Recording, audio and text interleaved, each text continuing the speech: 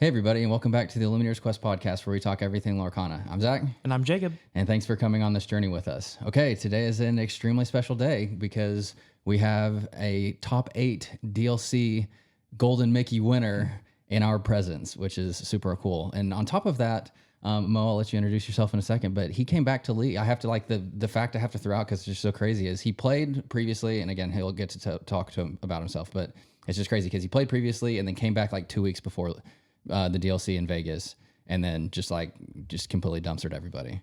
And it's a crazy story. I'll say that for you because you're going to be more humble about it, Mo. But with that being said, Mo, thank you for joining us. Appreciate it. We're super excited to have you, and excited to get some insights on some set champs and your thoughts on the overall game.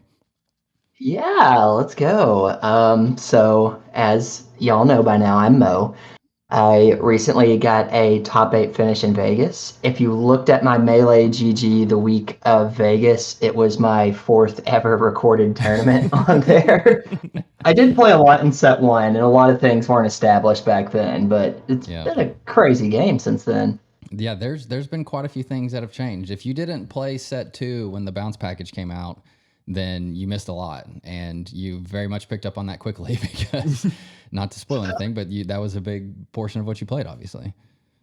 Absolutely. Those cards are broken. Just going to say it. Yeah, they definitely are. So yeah, I mean, just if you want to, just give everyone, a little bit of background on, just like your overall TCG experience, and you talked a little bit about Lorcana and just kind of your overall history with this kind of space, and we can kind of set the stage for how big of a rock star you are. Absolutely. So I've played Yu-Gi-Oh competitively since about 2011, and in a local competitive sense since about 2008. I haven't played it relatively recently, just to make clear. I played a little bit of the Pokemon TCG and dabbled in Magic, but whenever Lorcana came out last year, it was just wonderful to play with my fiance, because we could, it's a game with a nice power level for entry. Anyone can see these cards and figure out how to play it, and then the intricacies as you get better and better at this game is fantastic. Yeah, and I don't know if I've said this to you or not before, but Jake and I were both TCG noobs at the beginning of Lorcana. Like, I've collected Pokemon and basically since the beginning, on and off, but I never played. And so yeah, I mean, the saying that I've said way too many times is it's easy to pick up but incredibly hard to master. And as noobs, when we started playing the rules, we definitely didn't realize that. But once you start to understand the depth of it, then you really do get that sense of like anybody can pick it up and have fun. But if you want to be really good at it, then there's a ton of intricacies. Absolutely. The mulligan in this game is so impactful and powerful that I feel not a lot of games are decided by it, but it definitely just sets the course of how you're going to approach this matchup and ultimately find your win condition. It's crazy you say that, because I think that is, for like a entry level to probably even, a lot of novice players, that's definitely overlooked. And once I, really got a handle on that and really started, probably about the time the challenges started, really started to understand the power of the mulligan, that it completely changed my perspective on the game. And you're right. It's a very much overlooked like aspect of the game. When it comes to like mistakes that people make, or that they they go back on the game, they're like, oh, I made this this play, and it's like I played the wrong card, but they never think about like the mulligans and like what they're trying to set up their opening lines for and such. And so yeah, that's a really strong point, and I don't think we've like really dug into that one. But yeah, I completely agree. Absolutely. And when you look at a deck like I chose to play in Vegas, and just is my honest personal favorite deck to play right now in Emerald Amethyst, you can mulligan. The deck itself is constructed in a way where you can mulligan very aggressively for certain matchup cards. And even if you send back 7 and you come back, you have such an odds of seeing playable cards that function well into other cards. There's just so many synergies. Definitely is a plus to your deck building, is considering the mulligan in that aspect too. Yeah, absolutely. And I guess that's we probably should have started with that, because, your deck and your choices to bring said deck, so as you said, you brought Emerald Amethyst, and that's what you had played every week at, the couple weeks leading up to getting ready to it. So what was it that, when you were coming back into the game, getting ready for the DLC, what was it about that deck that, caught your eye and that made you make that decision? And then, what is your just, your overall like kind of strategy with the deck to be successful? Yeah, so Emerald Amethyst, whenever I came back to the game and started practicing at home with Mandy and my brother River, I started playing it just as a way to kind of counteract all the discard going on in set 4, all the Bucky, anything happening there, even, the Kita Lemon Lime decks. Yeah. But really, I just have been fascinated with Emerald decks since set 1. I just play Emerald everything just because I really love the color and think their characters are so just almost overpowered in some ways. But I landed on it for the event in particular, a little bit due to experience, and I legitimately think it only has about one bad matchup, and bad I still think is winnable. So I felt like it was a good call, even post after the Emerald Steel resurgence and everything. After taking some time to look at the deck, I still think Emerald Amethyst was the right call for sure. Yeah, I mean, I would, when you have the results that you did, I don't think that you can argue with that and that making the right call on that one. So, for somebody who might not have a lot of experience with the deck, what would you say is the overall like kind of game plan? And again, I know at a high level, it's going to differ depending on the matchup and the archetype that you're playing against. But just what's the kind of the thought process and what are you kind of trying to do to close out the game and to win a bunch of matches? Oh yeah. So the big strength of the deck is it's very, very flexible. In certain matchups, we need to be the aggressor. We're playing into Sapphire. We need to handle their ramp before they take the game just out of control. We have the tools for that. We have the tools to slow them down along the way. If we need to play a more controlling matchup against an aggro deck, if we're playing something like purple yellow, and we need to slow them down before they just take us out before we go, we have the ability to do that. We have a chance to give ourselves some breathing space. The deck is overall my favorite deck because I don't feel like there's any point in the game that we're weak. It's a mid-range deck, and obviously some decks out there have a better late game, some decks out there have a better early game, but just our ability to use our consistency cards and the mulligan to see our game plan and enact those in every set we play is such a fantastic strength of the deck. And really, you look at it more lower to the ground. We want to get in with those. We want to get a lot of quest points early get a lot of lore with our small questers like Bonsai, like Cursed Merfolk, like our evasives. And then in the late game, whenever your opponent has that control, we want to take them out of the equation and play Merlin Goats and bounce them back to our hands to keep them safe from any kind of removal, and then play them again on the next turn and just finish out the game swiftly before, stuff like Steel Sapphire it takes you out in 2 turns. we had a couple good back and forths on Wednesday. So yeah, I thought the matchup was a lot more favored into Steel Sapphire's direction than it definitely ended up feeling like at the end of our games. But yeah, I think you're definitely selling. You're doing a good job as like a salesman for the deck because, yeah, I think you're right. Like when you said that you never feel like you don't have a chance to win. Like I'm thinking back to like all of the matches we've played because I think we've played every week since you've been coming back to League, and I think so. I don't think that there's been any time where I'm like, okay, he's just getting blown out now. Like I can't imagine a time where that happened and you didn't have like the potential or the cards to like answer what was going on to get yourself back into it. And so, yeah, from that respect, that does make a lot of sense. And that does give, a lot of like flexibility to your initial point on playing it to have, really good broad matchups. Absolutely. I actually dropped a video today talking about a little bit in depth of how I feel about Emerald Amethyst moving forward. And I just think it's just such a great deck to take into a broad format like this because you don't know what you're going to play and you have your good matchups and your bad matchups. I feel like at worst are 45-55. I don't feel like they're that bad. So when you play your percentage games entering an event, it just should be on everyone's radar to consider this deck.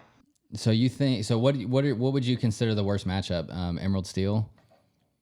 Honestly, after learning a bit more about that deck, and Emerald Steel was bad for my particular list I took into Vegas.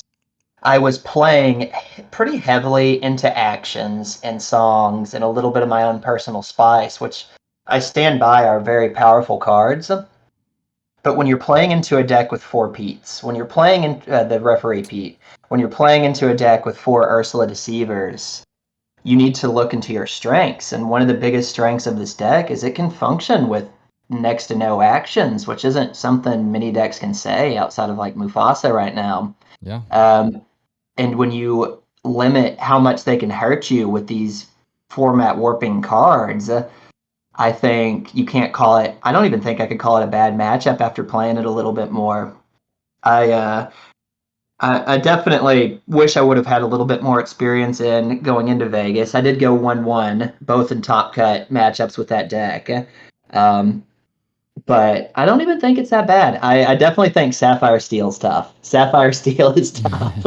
Yeah, that's fair. I mean, I think if and I think that like what am I trying to say? The changes that Emerald Steel has bringing to other decks in the meta to counter that deck is also having some ripple effects onto other matchups like yours in potential particular. Like I would say previous to the DLC in Vegas, there was basically zero people running Grab Your Swords across all of the steel. All of the steel decks, and I think Grab Your Swords is back in a very big way now, which can hurt a decent amount of your characters as well. Given some of the early game pressure you're trying to put on with some of the Clarabelles and the Merfolk and things like that. They get increasingly worse late game because of all of that potential for those removal spells, and so. I think that I guess you're right. I guess that in the grand scheme of things, that one probably is a little bit worse, but. Yeah, I mean, I guess like with all of that in mind, are there any, and if you don't want to give away any secrets, you don't have to, but is there anything that, like big, like changes for the Emerald Amethyst archetype, like just in general that you think that need to be considered as, all of this, new meta starts to unfold as people start to evolve and to be ready to, attack into the Emerald Steel match that's more likely to be very relevant for most people? Absolutely, there's some changes coming up. Like I already mentioned I think lowering your song package to 4 to 6 essentials is probably a must do. Unfortunately for my Bibbidi Bobbidi Boo, which is one of my favorite cards in this entire deck, I don't think it's the time or the place for it at the moment. Yeah. I think considering you need to consider the transition of the game. And so previously, if I'm playing against Sapphire Steel, if I'm playing against Steel Song, if I'm even playing against Blue Red, there's some times in the game where I need to take into account, okay, Grab Your Swords is live. Okay, Big Sisu is live. Be Prepared is live. And transitioning your board into a way that makes it sticky, makes them want to play big cards, but doesn't just give them anything for free. Right. So we have the bounce package to get rid of a bunch of our little one drops. I think some interesting things to consider is the Shift Pegasus line. I was already playing the Little Pegasus because of the pressure it exerts and just that it's very difficult for most decks to trade into it in favorable ink. Yeah. But also considering the big Pegasus line onto that because it transitions better into the late game. So it turns them needing Grab Your Swords to wipe so many cards to, they need Grab Your Swords and Tinkerbell. You just want them to have every answer. And if they can't, you're going to take the game, is what you have to tell yourself at some point in these difficult matchups, especially with the meta translating into being, getting more wide board wipes into it. I have some personal spice I plan on taking into the weekend, and I wouldn't mind to share it at all, but I kind of want to keep it because I don't want to lead anyone astray, you know? I want to give it a I see test what and you're make sure the saying. Yeah, concept is that's fair. solid. That's fair. No, I that I can appreciate that, but I mean, Oh, Queen's Castle. Queen's Castle is pretty well known, but it's oh, obviously it's very strong into some matchups and it, can just seal out the game sometimes. So that's not super spicy. That's something we know is good coming up. I mean, I could share that. you're blowing my mind because everything you're saying is making perfect sense. Hey, thanks. well, and Jake was a Emerald Amethyst player in like the set 3 era for set champs, and so he's got a little bit of history with it. And Oh, don't compare me to Mo on Emerald Amethyst. I'm just Come saying, on. like you played the like you know the archetype, some of like the ins and outs of it, like way better than I do because I've never played it. I mean, to Mo's point too, it's changed a lot too, and it's changing currently. Yeah. Like so it's become a little like that. It was very mid range, and now it's a little bit more late game ish. Like it's has a little bit more late game than it did then, The shift lines, yeah. for sure. And even talking about its late game strengths, the deck almost becomes a Lorcana combo deck in the late game. Whenever you hit those like high ink totals where you can do plays like goat, bounce, goat, or even more, you can rile Tiberius Rourke, bounce, play again, just to steal certain games away from people that you had no right winning. Looking at your cards and your resources in the late game when you're able to play as many things as possible really can settle some matchups absolutely, and I think it scales well. We're no Sapphire deck, but I think it scales pretty well into the late. Yep. I mean, I think to your point, like you can just put so much pressure early on that, you put yourself in a position where your opponent has to continue answering.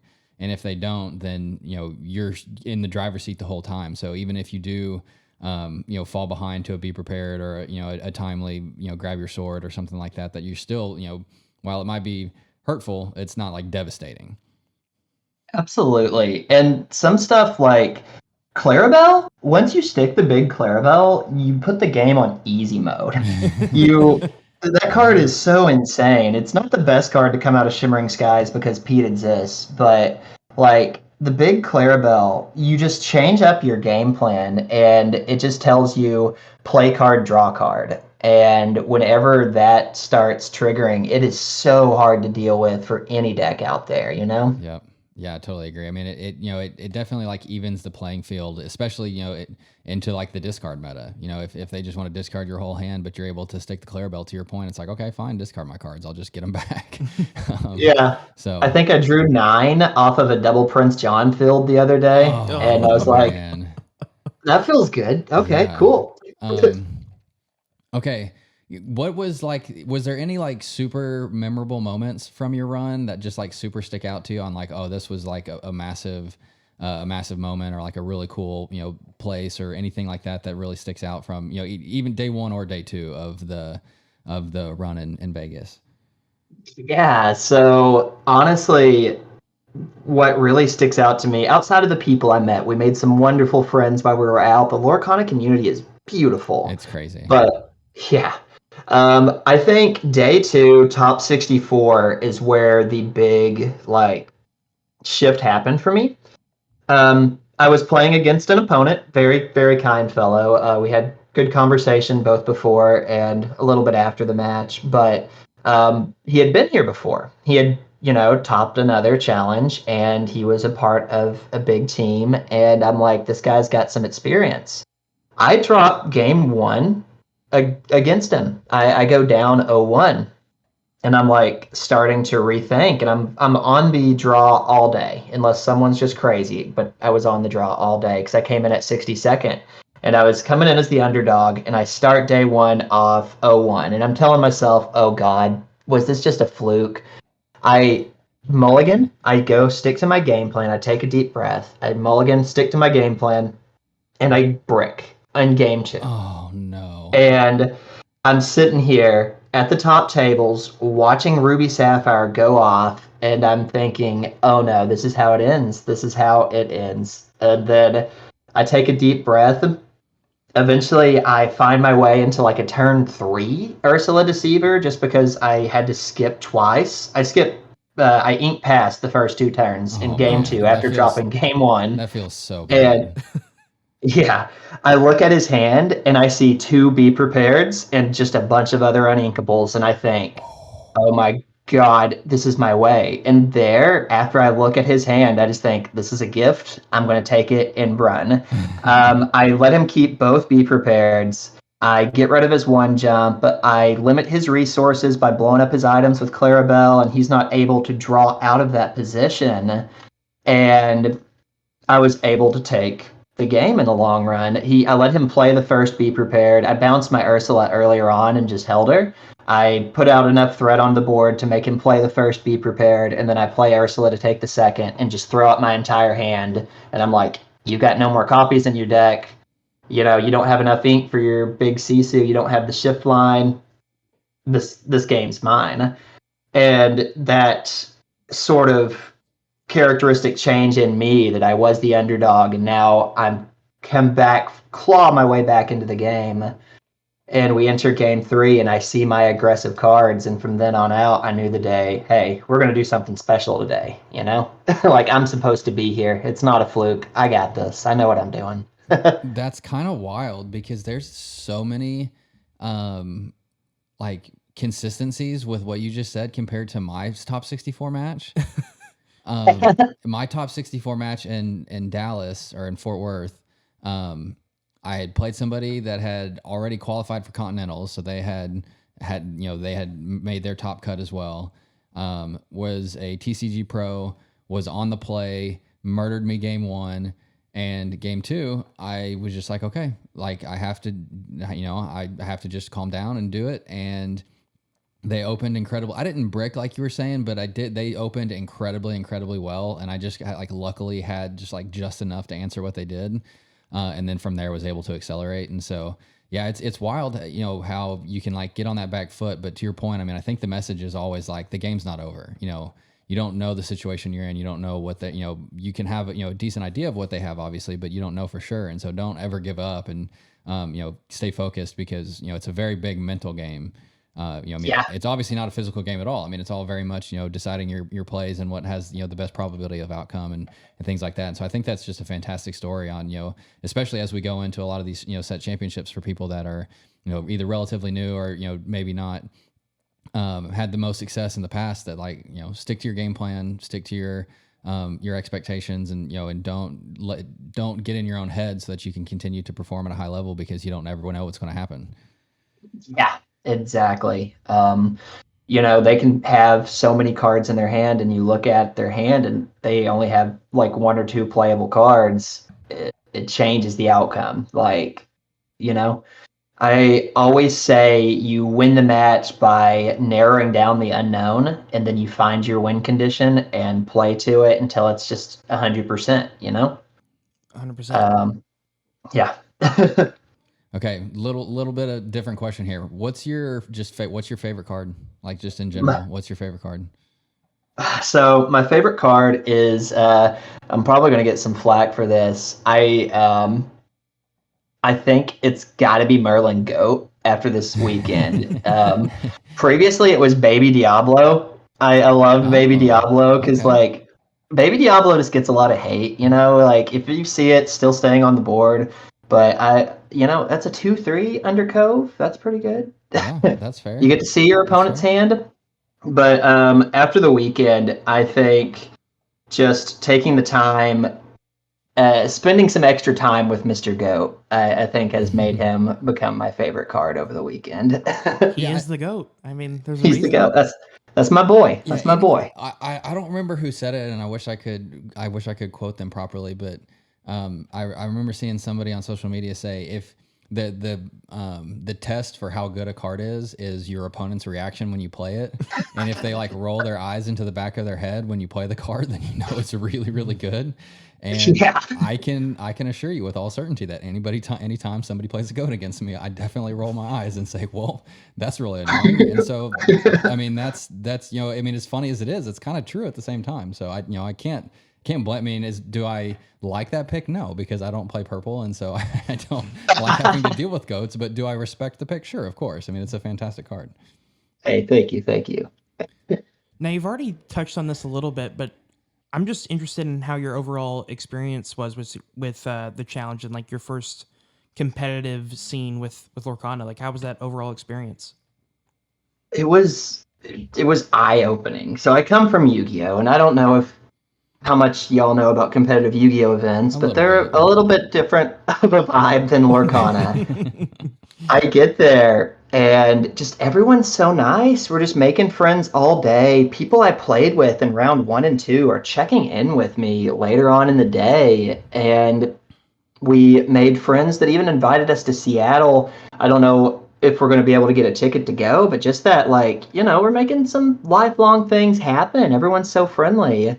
My top 8 opponent, wonderful fella. We had so much time to talk. We had nearly 2 hours in between our top 16 and our top 8 match. Jeez. Definitely 2 hours if you count beginning to end. And we were talking because he also comes from Yu-Gi-Oh! And we were venting, like, and talking just like we sound like we got out of an abusive relationship, and we just like, do we feel safe here? I kind of do. I don't know if I can trust them. uh, but no, the whole experience was great. Being backstage and all these people that are busting their butts to try to get everything working on cue are just so nice.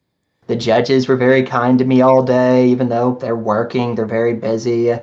Um, the whole event was wonderful. And, for 9 rounds, being there for however many hours day one, just leaving with a pretty good vibe, it was super nice. Yeah, I love the event. Would definitely go back. I think Pro Play did a great job too. I've seen 2,000 plus people events be ran in very, very different to very different results, and I've seen people be on like benches outside to play tournament rounds with judges watching them. Yu-Gi-Oh's wild, y'all. And I mean, Lorcana is like in its first year. This is Ravensburger's first TCG. Like the way they've handled it so far has been incredible. Agreed. Back in set one, I did stop playing because of availability, but when we look back on it, them releasing the reprint of set one, them putting out extra of the Floodborn set that came next, and was just really the right answer to answer back to all the craze that happened during set one. People were walking into Walmart and just taking their hand and just knocking every pack into their bag and walking away. And it was just so difficult to find product. I was stuck playing the same deck for so long because I didn't want to pay $25 for like a rare at the time. Yeah, I definitely feel you. I mean, and obviously, any like as far as like growing pains go, like I think that's the best problem you can have to ask for, because you can plan and you can have an assumption, and I think as somebody from the outside looking in, being like, well, it's Disney, of course it's going to have a massive amount of demand at the beginning, and that's easy for somebody like me to say, but at the end of the day, it's like the communities that I'm a part of and like the other kind of like hobbies I have, it's always when they don't communicate with you when it's the worst. It's like you have a really big issue right now and everybody knows it, and you're just kind of stonewalling everybody. And they did a very good job there. Like you said, they were like, we're going to reprint set one, we're going to try to do more availability, we're ramping up to full capacity.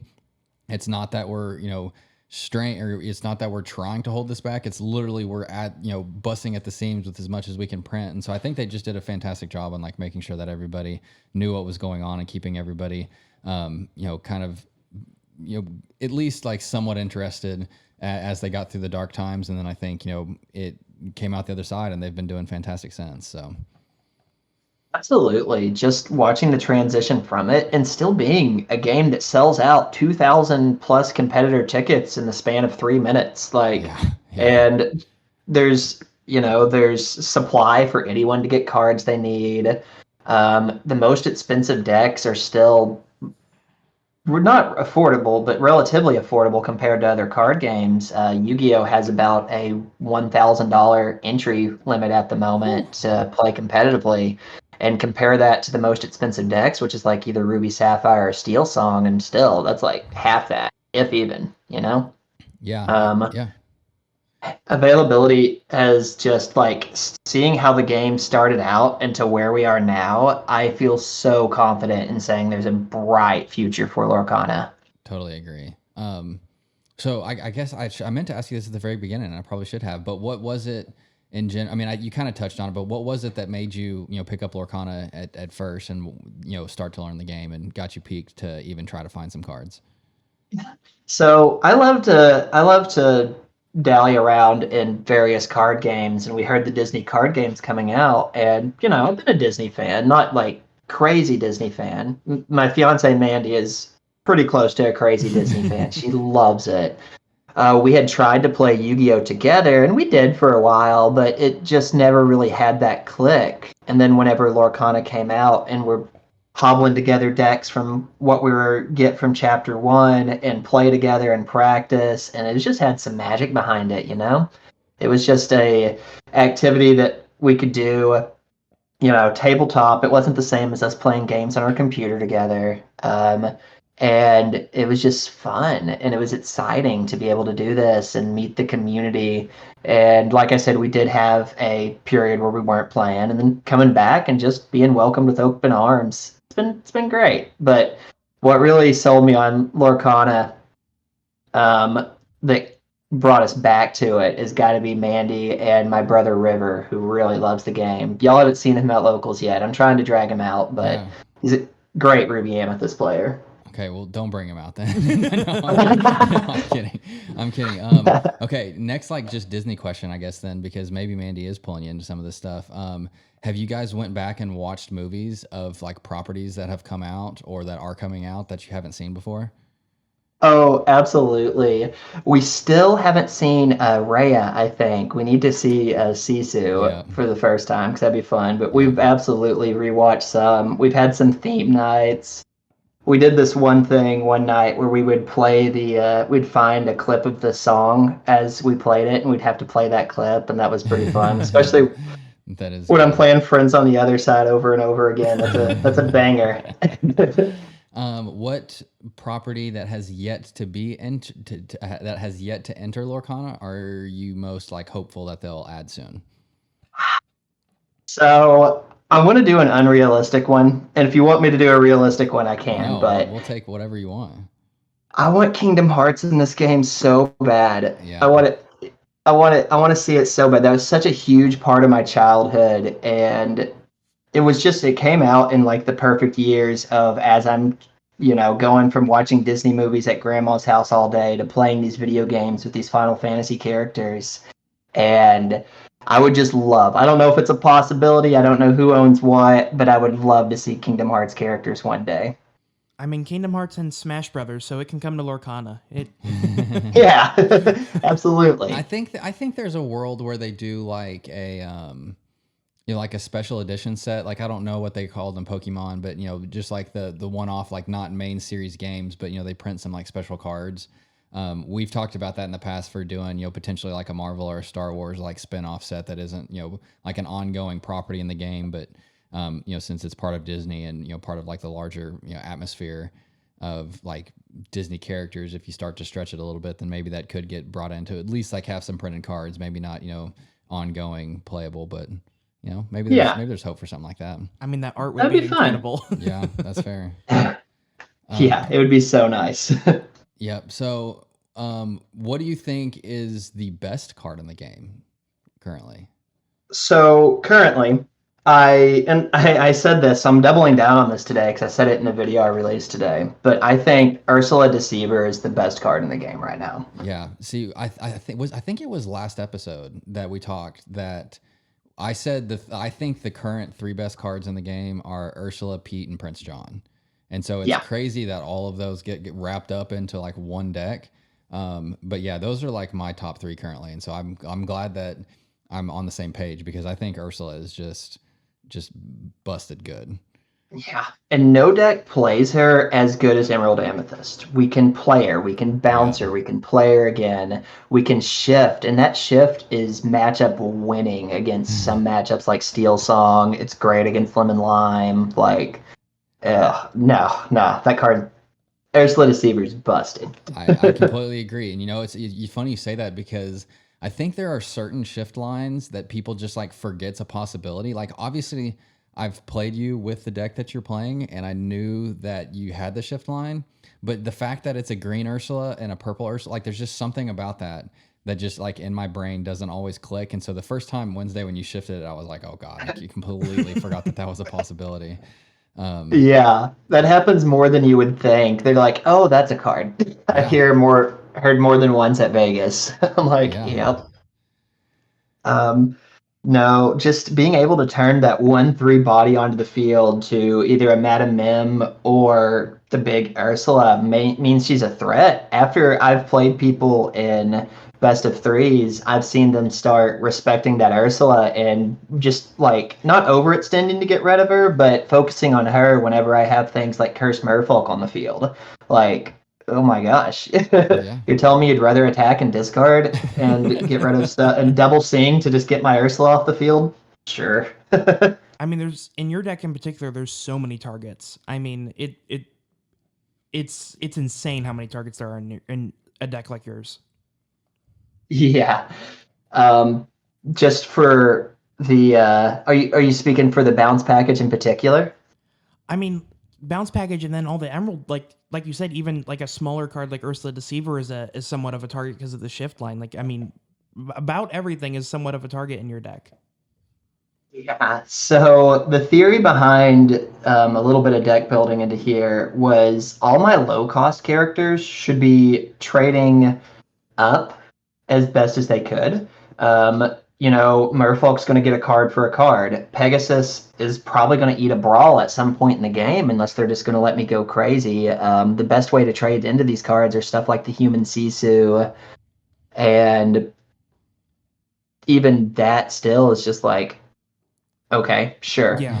But yeah, definitely was able to put onto a lot of pressure in the early game with just these really valuable characters, you know?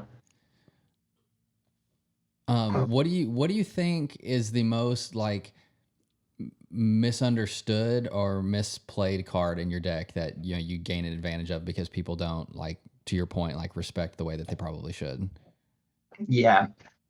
Oh, there's a lot. Merlin Goat's the first that comes to mind, and a lot of people know to respect the goat, but being misused can be also misused by the pilot.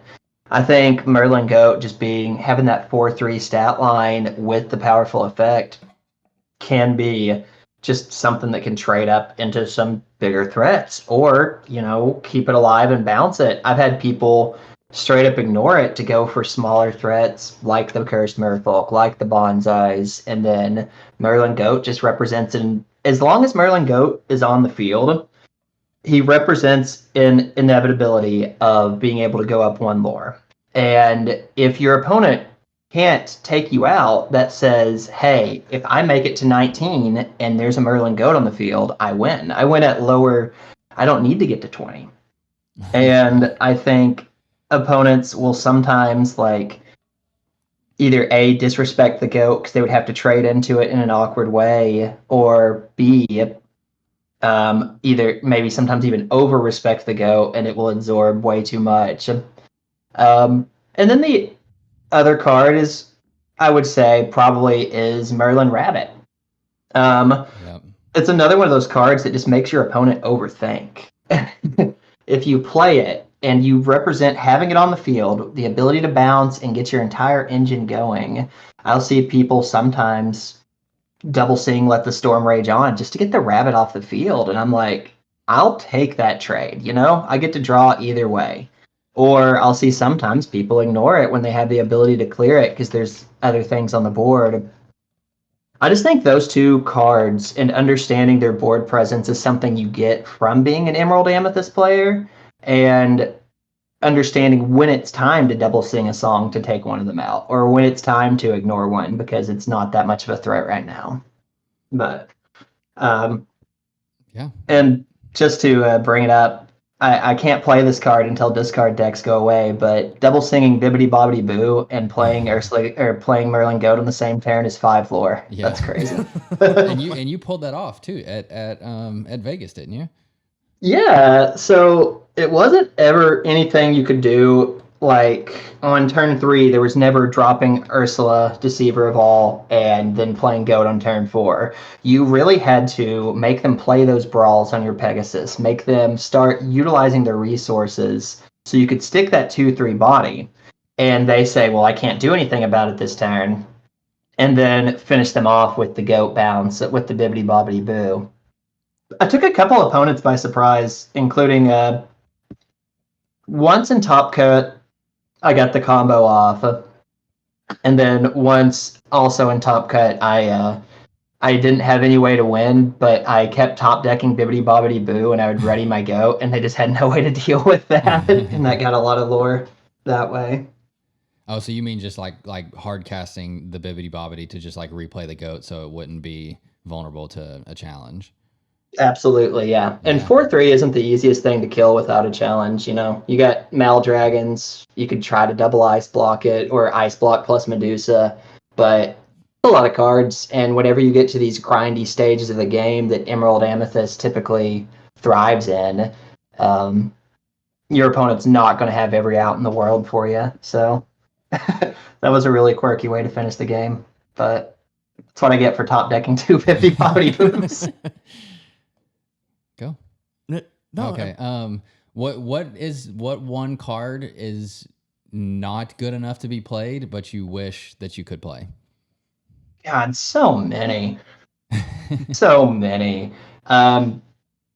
Like, not good enough is a difficult metric to put on a card because you have cards like Bibbidi Bobbidi Boo that present so much value to the deck but come at the risk of being uninkable. And there's a huge, huge portion of cards in this card pool that I feel like fall under that. I don't think this is the right deck for the new Anna Queen card, the legendary. She's amazing, and balancing her is just a dream, but I don't think this is the right deck for her. It could be. I don't know. Let me take that back. It's really, sorry to cut you off. It's really funny that you say that because the first two sets, when I was a pretty big Emerald fan the first couple sets, just because again, I think it mainly was down to card availability and just, it had a pretty aggressive line and it was relatively easier to play for somebody new. But our like ongoing meme was, if it's a good Emerald card, then just, expect it to be uninkable because that's how they all were. And then finally the Ursulas came out and we had some like really, really incredible inkable cards as well. And so, it's really funny you say that just because it is a very massive consideration you have to have in your very tight knit strategy when you're playing Emerald, because there are so many incredible and inkable cards. Yeah, there's just so many, and even some in purple. I think the card is called Bounce. It's return a character of yours to return a character of theirs, 2 cost. Yeah. It's uninkable. That would be a dream for this deck if that card was inkable. But it's just so hard because you have so many situationally very powerful cards. Lucifer comes to mind, and Lucifer I don't think goes into this tier. I think it's definitely in the consideration tier, but it's just such, like, there are very few cards I just don't think are good enough. It's just, are they better than your other uninkables is the hardest consideration. And whenever your uninkables are Merlin Rabbit, Cursed Merfolk, and Lyle Tiberius Rourke, and I guess Bonsai. Bonsai not so much, but the other 3, it's tough. Yeah, that's fair. Now, we're headed into set championship season, and obviously you've already touched on the mulligan aspect of the game, but do you have any tips for like players that maybe haven't got that top 4, top 8 cut before in set champs that are looking for that this month? Yeah, play Emerald Amethyst. You do good against half the field.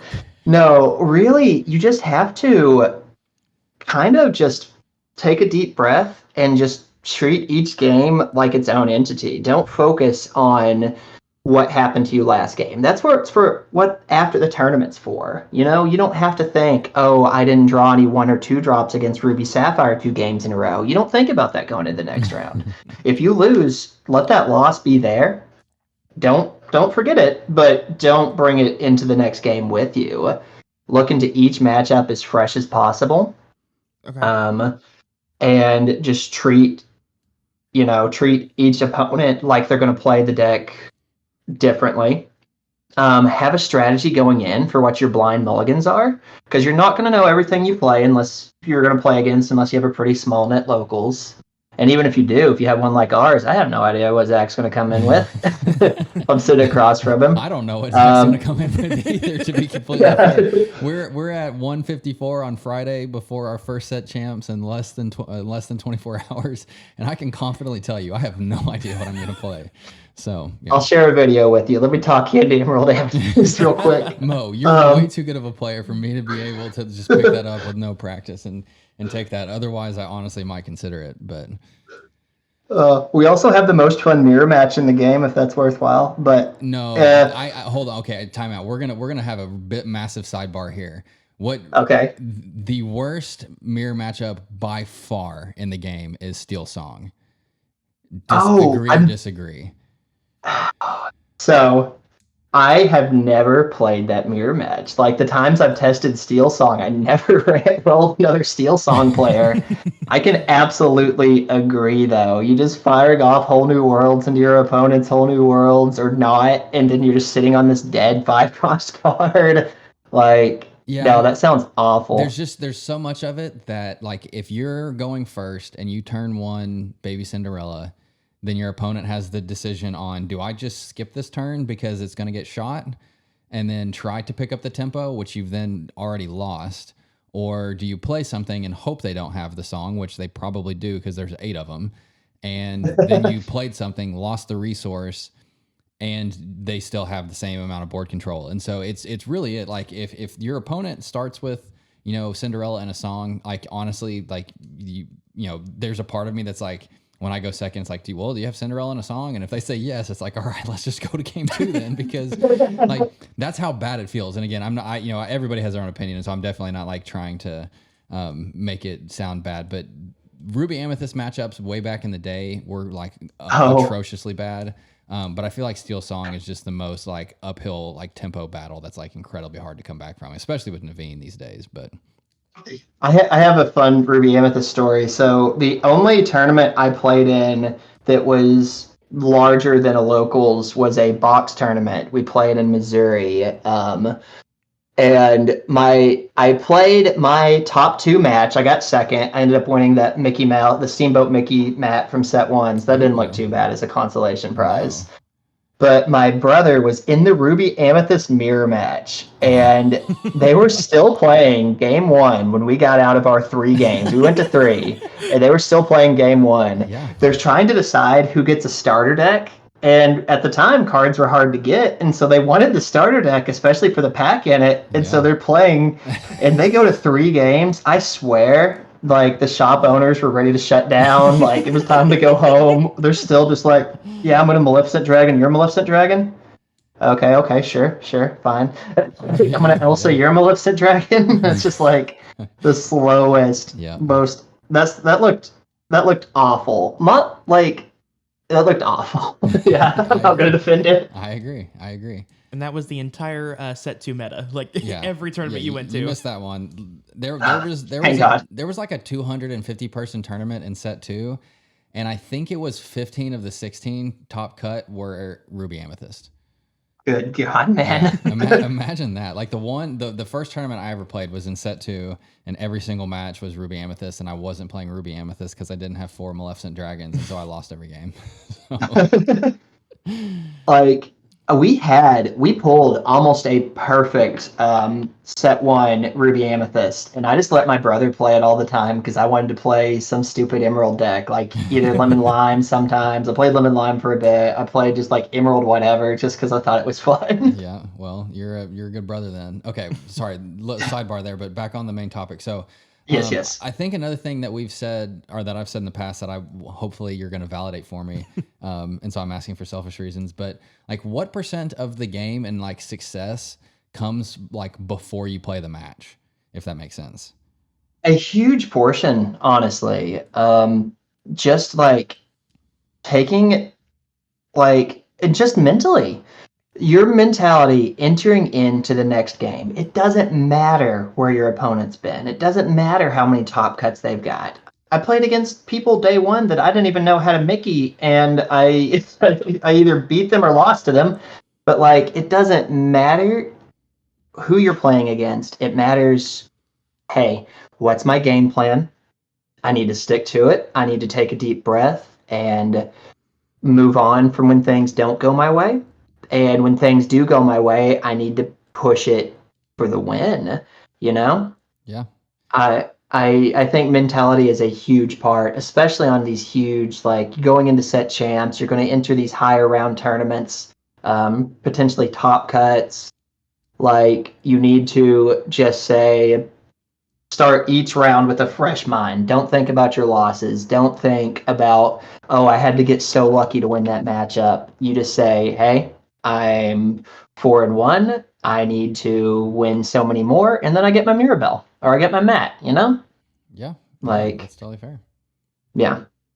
Hopefully that validated you. It did. That's exactly the answer I was hoping for, because, and like kind of just going back to the earlier like mulligan discussion, like I think there are just so many, to your point. I mean, you've said a couple times, the mulligan, and then your mentality and everything like that. I think that's just such a important aspect that gets overlooked, and so just not just sitting there and like grinding out thousands and thousands of games to like try to understand the play lines. Like at some point, once you've done that, like you're going to understand your opponent, and so you can get better in other facets of the game. And so that's kind of what I've been pushing the last couple months is, for anybody listening that, has, not reached the success level that they want, or, still, kind of runs up into, bubbling out in ninth place or whatever the case might be, is, to focus on some of those other aspects of the game, and, other ways to like think about mulliganing, or other ways to, consider like the, ink for your first couple turns and things like that, because there's a ton of little things like that add up over the course of a game. And so it's all important. The whole thing is important to consider, where most people, just look at like the cards that they're playing every turn.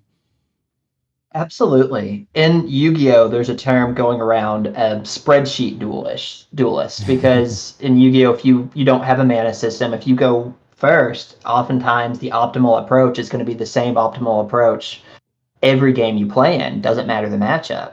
Yeah. And Lorcana, you don't have that. You don't have the luxury of being a spreadsheet player.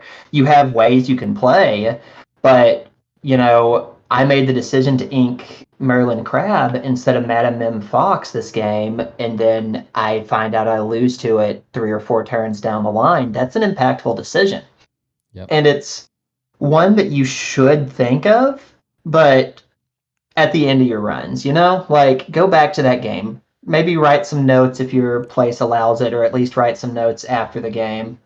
But save it for the end of your run, because you don't want to carry any kinds of negativity into your next matches, because there's a lot of times you'll slip, you won't trust the process, and sometimes you decide to mulligan a card that's good in a matchup, but you want to see something better, or you don't mulligan 7 because you really need to see Ursula Deceiver, but you really also want to keep this Cursed Merfolk in your hand. Speaking my deck but yep. That's and you need to just go into each matchup with a fresh mind, I think, is my best advice to anybody. No, I think that's who wants to do well. Yeah, I think that's great advice. I mean, I could definitely use some of that, more of that at least.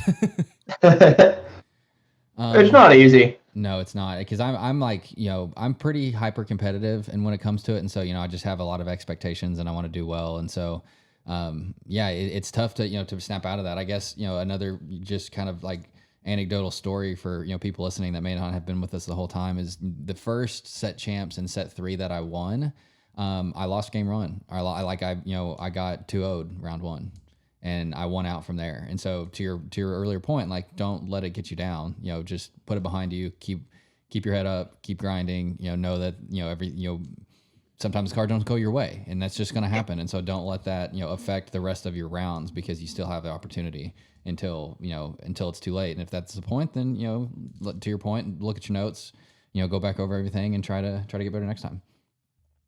Yeah, my round. So in Vegas, round 1 I 2-0 Ruby Sapphire. Round 2 I 2-0 Steel Song. Round 3 I see Ruby Amethyst, and I let off the gas, because I'm like, okay, this is my freebie matchup. This is the matchup I feel like I'm going in with a 70-30 advantage. Yep. Man 2-0s me, and I lose to my worst matchup round 3 of day 1, and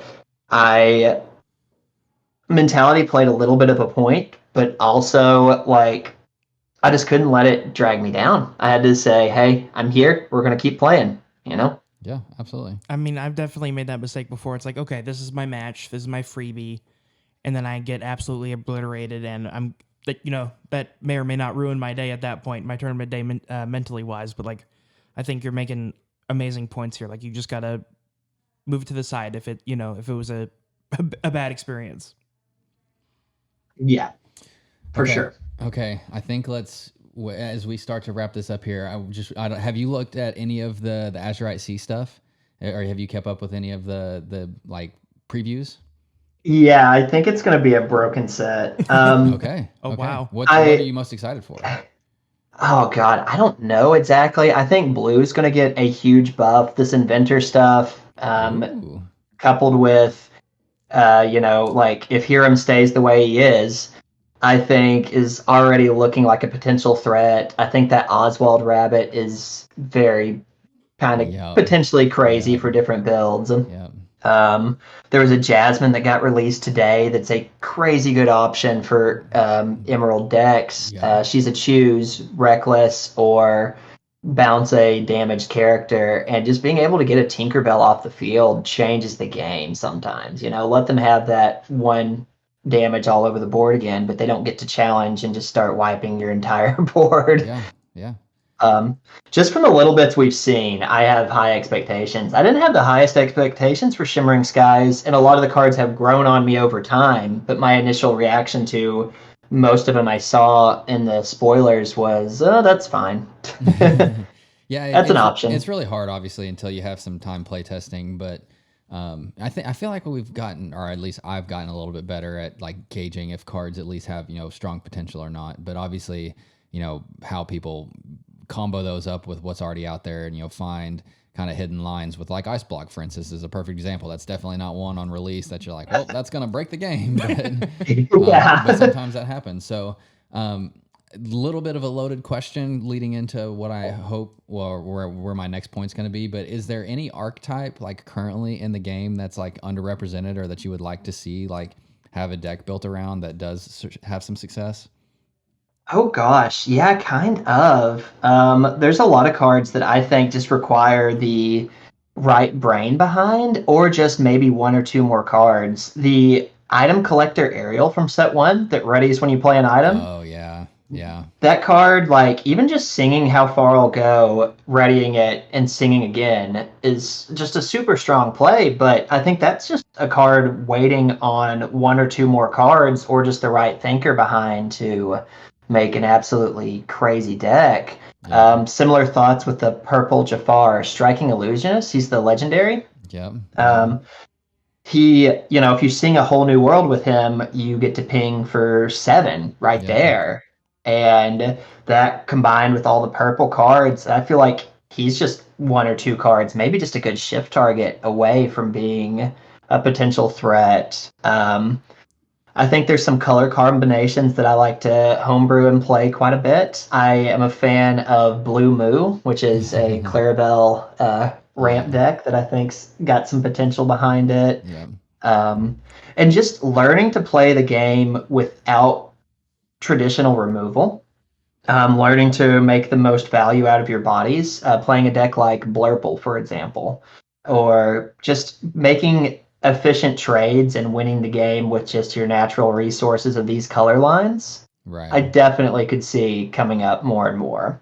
And you have cards like, the high roller cards like Mufasa. I don't want to see more Mufasa represented. I hate playing against that deck. I feel like they always get Maleficent Dragon on me. Well, But I will warn you now. I think you will see some tomorrow. Well, whether you get matched up against it or not, that's a different story, obviously. But there are a couple like very, which I don't know if they've been around or been in some of the league nights that you've gone to, but there are definitely, I would say 2 or 3 like surefire, like they're gonna play an aggro deck, and Mufasa's usually involved in that. So yeah, yeah, I don't just I don't even have a bad matchup. I just hate playing it because oh it yeah, feels so it like does feel so bad for sure. And then I guess I will say, like, was it set 3 Jafar came out, Jake? The striking Yeah, illusionist, yeah. yeah. So in set 3, Jafar was pretty good and kind of scary.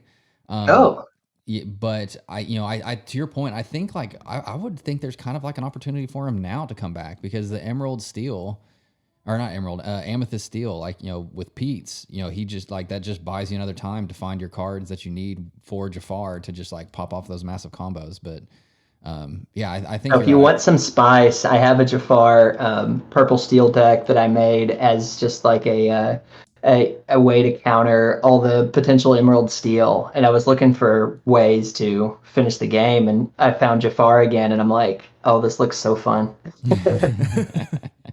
Yeah, Jafar's pretty good. And the other one, like where I got onto this to start with, is kind of was the loaded question was, have you ever looked at Grand Pabby in Sapphire? Yes, that's another one that I forgot. No, that card could be busted if they get the right stuff. I know. I've wanted Grand Pabby to work since he was announced, and I think he's one of those like Emerald, the first couple sets that just like had a lot of like extremely cool pieces, but like wasn't just cohesive enough. But the new Baymax legendary card that says when you play this character and whenever he quests, you may remove up to 2 damage from another chosen character of yours and gain 1 lore for each 1 damage removed this way. Oh I no. mean, like Baymax plus Grand Pabby seems like kind of broken a little bit. I mean, especially like a different type of like Ruby Sapphire build where you have all those self-damaged characters in there that come in already damaged. If you're ramping up into your Grand Pabbies and your Baymaxes and just playing down a bunch of stuff that then goes and heals itself and yeah, just get a bunch of lore. Yeah, that sounds insane. Lorcana, like we're gonna hit a point where kind of happened with the Bucky stuff from last set with Diablo coming in. But there's just so many cards that are just waiting for a home to be broken. Like Yeah. Bucky, I didn't know a whole lot about set 2 and 3 meta, but I know Bucky wasn't ever like the center point like he was in set 4. Right. And then you see the shift Diablo come out, and there may have been a couple other shifts that came out in that set as well. But and just completely break that archetype in a way. Yep. And there's so many cards just waiting on that. I think it was you that told me about the Dwarves Mine. Was that you that told me that? No, you're talking to me. Yeah. Oh, sorry, Mo. Yeah, sorry. I'm looking at Jake, and I'm assuming that you know who I'm talking to. But you're the one that told me that. Yeah. Okay, so tell Mo and see if he can come up with something super spicy real fast. So What you got? there was a content creator that said that he talked to one of the game designers of Lorcana, and the game designer told him that the dwarves' mine is completely slept on, and we have no idea what it's capable of. Can you, do you see any potential in So that? the Dwarves Mine is 7 Dwarves Mine is a location, 2 cost location, 2 move costs, 6 health. And its ability, it says, during your turn, the first time you move a character here, you may deal 1 damage to chosen character. If the moved character is a knight, deal 2 damage instead. Huh.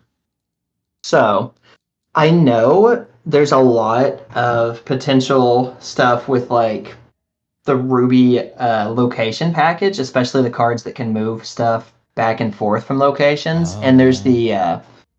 there is the Ruby, I think it's a Ruby location that lets you move to a location for The free. Sugar Rush Speedway, yep.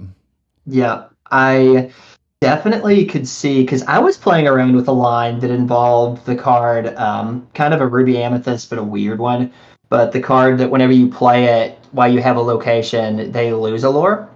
Yep. And considering some of the other, but I do think those cards are a little bit underexplored, and I think there's some absolutely broken stuff you can do with that. I don't know. Give me a night to sleep on it, and I'll cook something. Okay, I'm going to ask you again tomorrow, so be ready for it.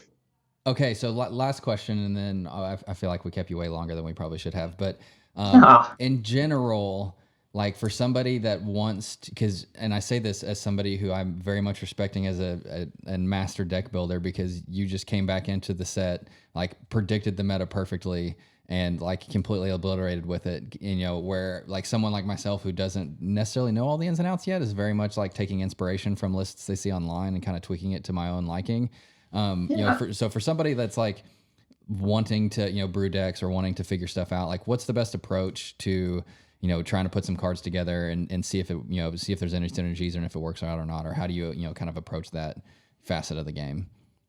Well, we have so much data out there, like you said, from getting inspiration from decks online. No one should start a deck that they have never touched from scratch, you should look at a list. You should see some things that's popular. But then as you get reps on the deck, you should learn, hey, what doesn't work for me or what works for me? What do I need to see to make this unwinnable matchup winnable? What do I need to do to take advantage of a best of two format and learn, hey, how do I win on the draw?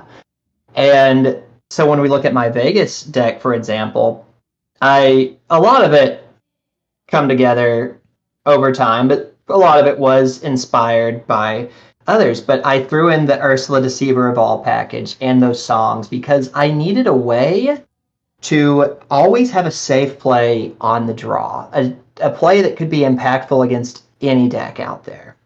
And the discard approach with the sudden chills was my answer to that. And does that make sense in a lot of Emerald Amethyst lists? Not necessarily. There's a lot of times you don't need that. You're going to out-tempo your opponent anyways. But being and just letting a deck like Ruby Sapphire just do whatever they want to do, you can't allow that. You can't allow them to sit and hold high uninkable cards in their hand. You want them to be fishboning everything and top decking is how you want to play that matchup. And so just looking into ways to make that work for me, and just kind of figuring out the flavor of like what cards are good against certain in my head, I make almost a Venn diagram of, hey, Cursed Merfolk is good against Ruby Sapphire. It's good against just Sapphire decks in general. And it also does pretty well against these decks, and it's really bad against a deck like Steel Song. And then I put in other cards to try to patch up that matchup. And then just your whole deck, you should look at it as a cohesive unit of, okay, this is here for this is here for this. And sometimes looking at cards out of the box can be your way to go. Sir Hiss, for example, was very powerful into Ruby Sapphire because they had to overextend to deal with my 2-cost character that's just questing every turn. Yeah. And just learning what, just really getting comfortable with your deck and just throwing in different cards. Be open to experimenting with them, trying different things out. Like this week, I've been running some games with Sudden Chill in my Emerald Amethyst list. Not Sudden Chill, Signed Contract. It's another SC. Signed Contract in my Emerald Amethyst list. Do I think it's broken? No. But do I think it really does help patch up, like when my opponent goes Ursula Double Sing Sudden Chill? Hey, I still have cards. I can still survive. I can survive to see these Clarabelles. I can survive to get myself back into the game against heavy discard-oriented decks. Yeah. But yeah, I think simply start from a good starting point and just try different things out. If you see Lemon Lime really likes this particular Emerald card, maybe you want to try Prince John in your Emerald Amethyst deck. Try it. You know, I was actually going to ask you that, and I don't know why I balked at it, but I should have. What are your thoughts on doing that Emerald Amethyst discard list? I think it is very, very good. I think it could be one of the better discard lists outside of, like Lemon Lime. The biggest reason I personally am not looking towards discard for set champs, and this is also why I'm heavily considering, not trying to play something like Emerald Steel, which I think is a fantastic deck and one that piques my interest in how it functions and how it mulligans. But when I don't want to be playing in an Emerald Mirror match with 16 songs in my deck.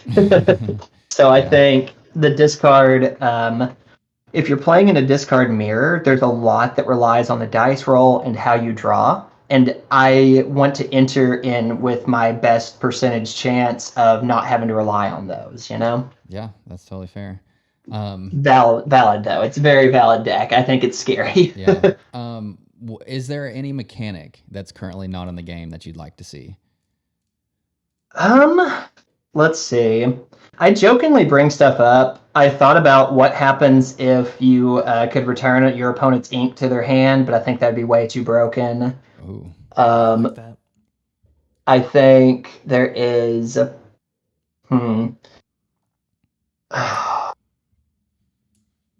I honestly am just excited to see what they come out with.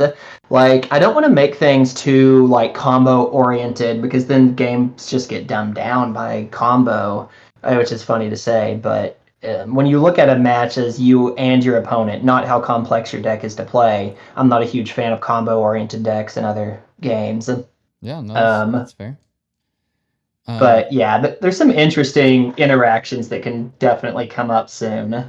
Yeah, I don't remember who said it locally, but somebody said like a sapphire be prepared that just like puts both boards into your inkwell, which Oh is my kind of the god. opposite of what you said. But like, yeah, I mean, if you want to do it, sure. If you're like wiping your opponent's like massively wide board and then you give them like 10 extra ink, Yeah, that'd be that'd kind be of funny. wild. Okay, and then last question, and I've been slave. This is the one mechanic that I've thought of forever that I've wanted to do. So something like, and the thought process is like dealing with ward, because ward is the most like pesky, annoying, overpowered ability in the game, and Agreed. so something that like when you like a Pete, except it turns off abilities already on the board. So like if you play something or have like an item on board or have a location or something that while it's there, like characters' abilities that are on the board aren't there anymore. So you turn off Ariel's Singer ability, you turn off Pete's ward or Prince John's ward, you turn off like Tamatoa's ability to get a bunch of extra lore from all of the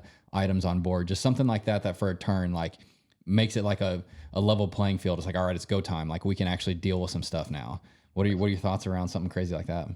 Yes, please. Okay, As long as okay. it's just for a turn. Yeah, As long as no, it's just for a turn. You can have like a lingering floodgate effect in this game, I don't think. yeah. Unless That it like yeah. That's probably fair. And yeah, I mean, maybe like if it's a location while you have two characters there or something like, very high stakes to get it there, or an item that, you can pay 2 or 5 ink or something crazy to exert to then like have that active. But yeah, that's been mine for like a really long time to like, okay, like let's really catch somebody off guard and like really be able to like deal with a bunch of problems that are currently out there. But Yes, please. I'm tired of seeing 3 Prince Johns and a Muses on my opponent's side where they're just waiting to get up to 20 to kill me in one turn. yeah, that's very fair. But okay, well, no, I think that wraps it up. If there's anything else you want to talk through, then happy to do so. But I feel like we've taken way too much of your time already, so I appreciate the conversation, and yeah, it was super fun having you on. Yeah, this has been a blast. Nah, the time flies by. This has been great. Thanks for having me. Yeah, I appreciate I it. think all of our collective minds are blown after this. Mine is at least. Hope I was able to help anybody.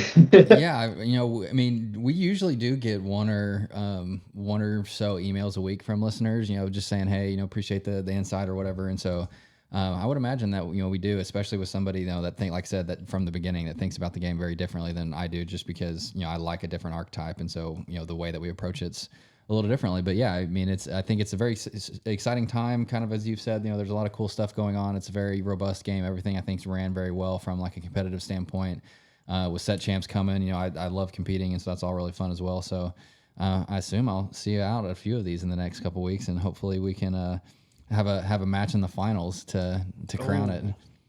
Absolutely. You'll be seeing me tomorrow. You'll be seeing me tomorrow. Good Hopefully in the deal. finals. Yeah, absolutely. Yeah, I don't want to see you until the finals. I'll put it that way. So I can say the same if you're playing the same thing you were playing on Wednesday. I Let don't, me bring it I back. don't, I don't know. I really genuinely like. I'm not saying that to try to throw you off. I really have no clue, but we'll see. So, but anyways, All right. I should have done this at the beginning too, but I'm terrible at forgetting. So yeah, shout yourself out. Where can people find you? And I'll put it all in the description as well, so that if you want to go follow Mo and follow his journey and all of his stuff, he's getting pretty active out there on social media, and has a lot of good thoughts and a couple YouTube videos that are really good as well. So where can people find you and find some of the stuff that you're doing? Hey, absolutely. So I am that Mo Kid on pretty much everything: Twitter, YouTube, Twitch. If you're interested, I want to start streaming some more Lorcana content, especially now that I'm kind of getting into Pixelborn Connect. Yeah. But yeah, just any of those, you should be able to find me. Feel free to ask me any questions. I love to explain things. So Yeah, well, like I said, appreciate the time, and we'll throw that in there so that everybody can find you. And catch you in the finals tomorrow. Hey, catch you then. And good to meet you. Oh, great to meet you. Sorry. No, good. All right. Appreciate everyone. Thanks.